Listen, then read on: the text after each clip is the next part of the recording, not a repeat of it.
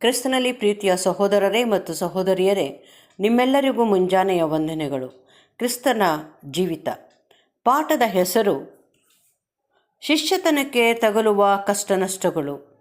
Reference ಪುಟ 5425, ಪುಟದ ಸಂಖ್ಯೆ 38-39. ಉಪ್ಪು ಒಳ್ಳೆಯದೇ.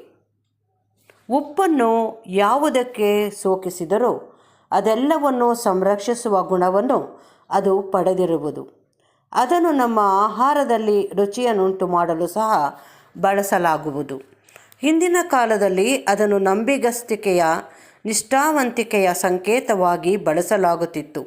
ಈಗಲೂ ಸಹ ಅರಬ್ ದೇಶದಲ್ಲಿ ಕೆಲವರು ಯಾರ ಮನೆಯಲ್ಲಾದರೂ ಉಪ್ಪನ್ನು ತಿಂದಾಗ ಆ ವ್ಯಕ್ತಿಗಳಿಗೆ ಅವರು ಮರಣ ಪರ್ಯಂತರವಾಗಿ ನಂಬಿಗಸ್ತರಾಗಿರುವರೆಂದು ಹೇಳಲಾಗಿರುವುದು. ಅವರಿಗೆ ಅದು ನಿಷ್ಠಾವಂತಿಕೆಯ ಪ್ರತಿಜ್ಞೆ ಎಂಬ ಅರ್ಥ ಬರುವುದೆಂದು ಕಾಣುತ್ತದೆ. ದೇವರಿಗಾಗಿ ಇರುವ ತನ್ನ ಸ್ವಂತ ನಿಷ್ಠೆ ಅಲ್ಲದೆ ತನ್ನ ಹಿಂಬಾಲಕರೆಲ್ಲರೂ ಇಟ್ಟುಕೊಳ್ಳಬೇಕಾದ ನಿಷ್ಠೆಯನ್ನು ಸೂಚಿಸಲು ಯೇಸುವು ಉಪ್ಪನ್ನು ಒಂದು ಸಂಕೇತವನ್ನಾಗಿ ಬಳಸಿಕೊಂಡಿದ್ದನು. ಮತ್ತು ಅದು ಮಾತ್ರವಲ್ಲದೆ ಅವರು ಇದನ್ನು ಕಾಪಾಡಿಕೊಳ್ಳುವವರಾಗಬೇಕು. ಉಪ್ಪು ರುಚಿ ಕೊಡುವ ತನ್ನ ಸಂಸ್ಕರಣ ಗುಣವನ್ನು ಕಳಕೊಂಡದ್ದೆಯಾದರೆ ಅದು ಇತರ ಯಾವ ಕೆಲಸಕ್ಕೂ ಪ್ರಯೋಜನವಾಗುವುದಿಲ್ಲ. ಅದು ಗೊಬ್ಬರವಾಗಿಯೂ ಉಪಯೋಗವಾಗುವುದಿಲ್ಲ. ಕಾರಣ ಅದು ವಿರುದ್ಧ ಪರಿಣಾಮವನ್ನು ಉಂಟು ಮಾಡುತ್ತದೆ. ಅದನ್ನು ಅಪೇಕ್ಷಿತ ಉದ್ದೇಶಗಳಿಗೆ ಉಪಯೋಗಿಸುವುದನ್ನು ಹೊರತುಪಡಿಸಿದ್ದಲ್ಲಿ ಅದು ಸಂಪೂರ್ಣವಾಗಿ ನಿರುಪಯೋಗ ವಸ್ತು ಆಗುತ್ತದೆ. ಹೀಗೆಯೇ ಕ್ರೈಸ್ತರು ಲೋಕದಲ್ಲಿ ಒಂದು ವಿಶೇಷ ಉದ್ದೇಶವುಳ್ಳವರಾಗಿದ್ದಾರೆ.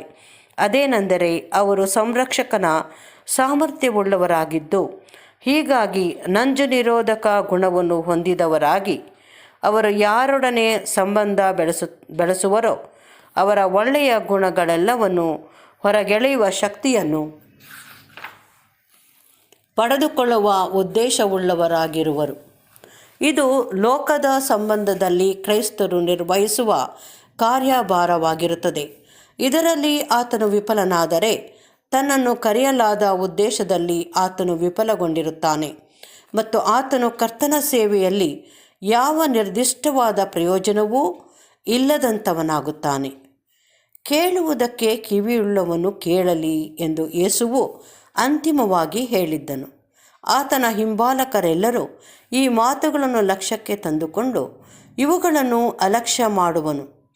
ಇವುಗಳನ್ನು ದಯಪಾಲಿಸಿರುವಂಥವನನ್ನು ತಿರಸ್ಕರಿಸುವವನಾಗಿದ್ದು, ಅಲ್ಲದೆ ಈ ಮೂಲಕವಾಗಿ ಅವನು ಹೇಗೂ ಪಡೆದುಕೊಳ್ಳುವ ಆಶೀರ್ವಾದವನ್ನು ಹೊಂದಲು ಖಂಡಿತವಾಗಿಯೂ ವಿಫಲನಾಗುವನು.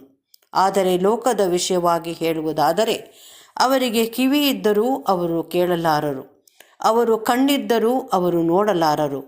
ನಮ್ಮನ್ನು ಹಾಗೂ ಯೇಸುವಿನ ಹಿಂಬಾಲಕರೆಂದು ಹೇಳಿಕೊಳ್ಳುವವರನ್ನು ಅಳೆಯುವಂಥ ಅಳತೆ ಪ್ರಮಾಣಗಳಿಂದ ನಾವು ಲೋಕವನ್ನು ಅಳೆಯುವಂತಿಲ್ಲ. ಲೋಕದ ಸಲುವಾಗಿರುವ ಅತ್ಯುನ್ನತವಾದ ಗುಣಮಟ್ಟವು ನಿನ್ನ ನೆರೆಯವನನ್ನು ನಿನ್ನಂತೆಯೇ ಪ್ರೀತಿಸಬೇಕು ಎಂಬ ರಾಜಾಜ್ಞೆಯಾಗಿರುವುದು. ಕ್ರೈಸ್ತರಿಗೋಸ್ಕರವಾಗಿರುವ ಅತ್ಯುನ್ನತ ಗುಣಮಟ್ಟವು ತಮ್ಮನ್ನು ತಾವು ಯಜ್ಞವನ್ನಾಗಿ ಅರ್ಪಿಸಿಕೊಳ್ಳುವುದು. ಅಂದರೆ ಏನೇ ನಷ್ಟವಾದರೂ ದೇವರ ಚಿತ್ತವನ್ನು ನೆರವೇರಿಸುವಂಥದ್ದಾಗಿರುವುದೆಂಬುದೇ.